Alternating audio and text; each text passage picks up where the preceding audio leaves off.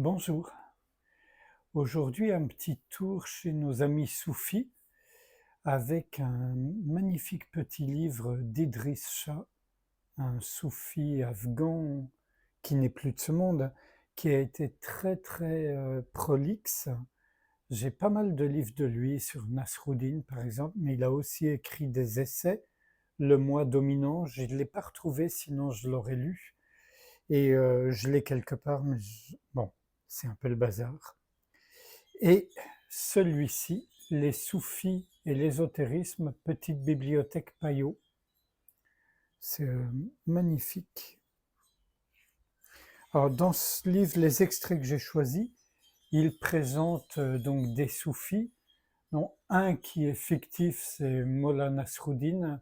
J'avais déjà fait une ou deux vidéos sur ce personnage, et d'autres qui sont des maîtres bien réels, dont l'histoire porte la marque. Donc on commence avec Nasruddin, je crois. Non, pardon. Voilà, nous y sommes. Donc, un roi qui goûtait fort la compagnie de Nasruddin et aimait aussi chasser, lui ordonna de l'accompagner à une chasse à l'ours. Nasruddin était terrifié. Quand Nasruddin fut de retour au village, quelqu'un lui demanda: comment cette chasse s'est-elle passée? Merveilleusement. Combien d'ours avez-vous vu? Aucun. Comment alors est-il possible que tout se soit passé merveilleusement? Quand vous chassez l'ours et que vous êtes moi, ne pas voir d'ours du tout, c'est une merveilleuse expérience. Commentaire de Idriss Shah. L'expérience intérieure ne peut pas être transmise à travers la répétition, mais elle doit constamment être rafraîchie à la source.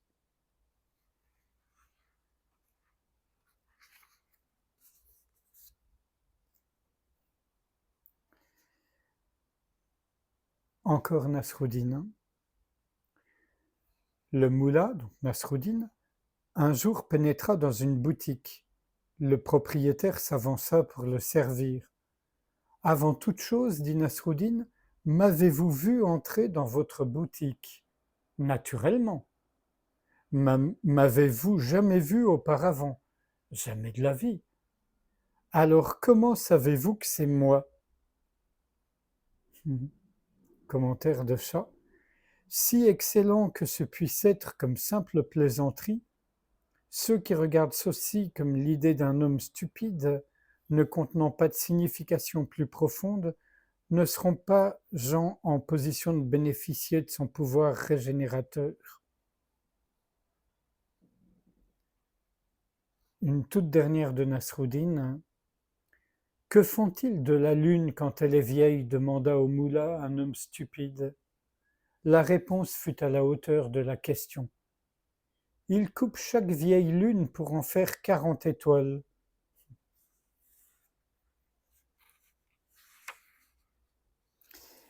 Là, on va du côté de Fariduddin Attar. Attar, nous en France on dit Attar, l'apothicaire. Un singe aperçut une cerise dans une bouteille de verre transparente et eut l'idée de la prendre. La main passée par le goulot de la bouteille, il la referma sur la cerise. Il constata alors qu'il ne pouvait plus la retirer. Le chasseur qui avait installé ce piège survint alors.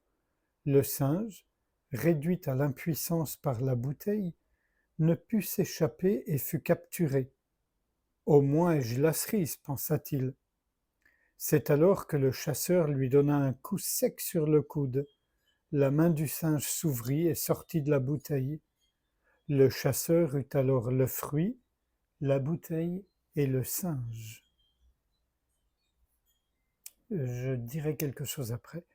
Abandonner quelque chose parce que d'autres en ont mal usé peut être le comble de la folie. La vérité soufie ne peut être enfermée dans des règles et règlements, dans des formules et des rituels, mais pourtant, elle est en partie présente dans tout cela. Voilà. Donc je reviens à l'histoire du singe et de la cerise. Cornfield racontait dans son tout premier livre, je crois, une histoire qui se passe en Thaïlande, donc comme quoi on a vraiment un patrimoine universel qui est quasiment la même. C'est-à-dire que c'est un singe qui... non, l'objectif est différent, c'est des chasseurs qui, pour avoir un singe, parce qu'ils en sont friands, et c'est pas en Thaïlande, c'est au Laos, évident des noix de coco et mettent dedans une banane pour que les singes viennent la chercher. Et ils ont fait un système tel que quand le singe met la main dans la noix de coco, il peut la serrer sur la banane, mais il peut plus la sortir, comme dans la bouteille. Et en fait, pour sauver sa peau, il suffirait qu'il ouvre la main et qu'il se sauve, et ils le font pas, et donc les chasseurs arrivent, et vous connaissez la suite. Donc le patrimoine universel de sagesse. Là, on est avec le grand maître très connu Rumi. Un tout petit extrait, parce que j'ai fait des Rumi et j'en ferai d'autres, des vidéos je veux dire. Ceux qui ne comprennent pas une chose, observe Rumi, assurent qu'elle est inutile.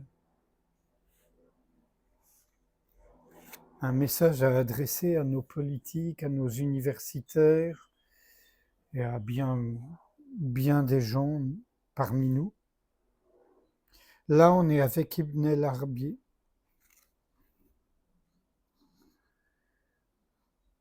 Alors, mon cœur accueille toute forme.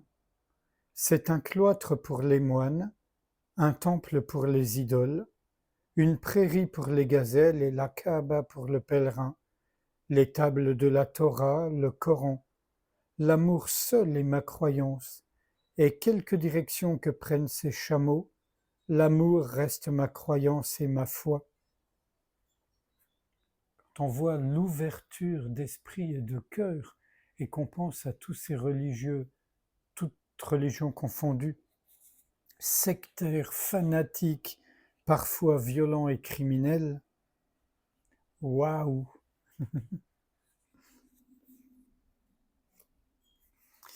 Là, c'est... Pardon parce que je ne l'ai pas noté. El-Ghazali de Perse. Déjà, ce petit rappel qui n'est pas inutile, les mots utilisés pour désigner les états dans le soufisme sont de simples approximations.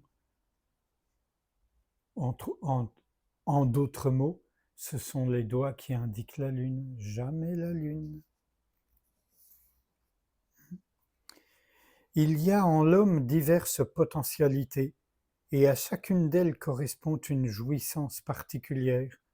D'abord, il y a la potentialité physique. De même, il y a la faculté morale, que j'appelle vraie raison, qui se plaît à acquérir le plus possible de connaissances. Ainsi existe-t-il des plaisirs extérieurs et des plaisirs intérieurs. La préférence ira aux uns ou aux autres en fonction de leur niveau de raffinement. Ainsi donc, l'homme qui a la capacité d'accepter la perfection de son être majuscule en préférera la contemplation. Même dans cette vie, le bonheur de ceux qui cherchent dans la juste voie est incomparablement plus grand que ce qu'on peut imaginer.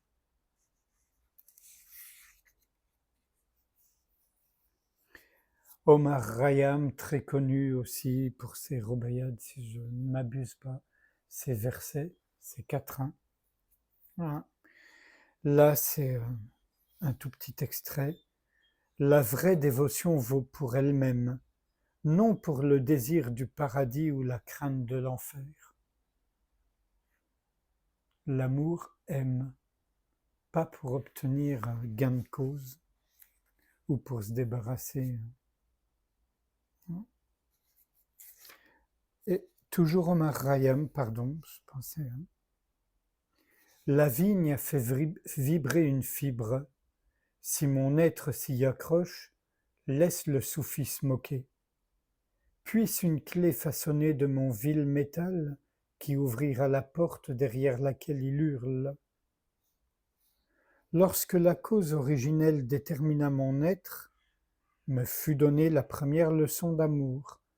C'est alors que le fragment de mon cœur fut fait, clé du trésor de perles de la signification mystique. Commentaire de ça, extrait. Il n'y a ni soufi, ni porte, ni hurlement, ni moquerie, ni vigne, ni fibre, mais les mots utilisés sont des termes techniques soufis.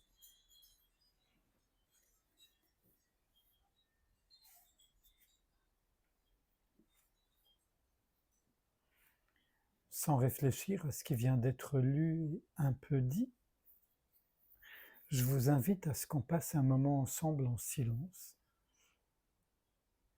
juste être ouverture.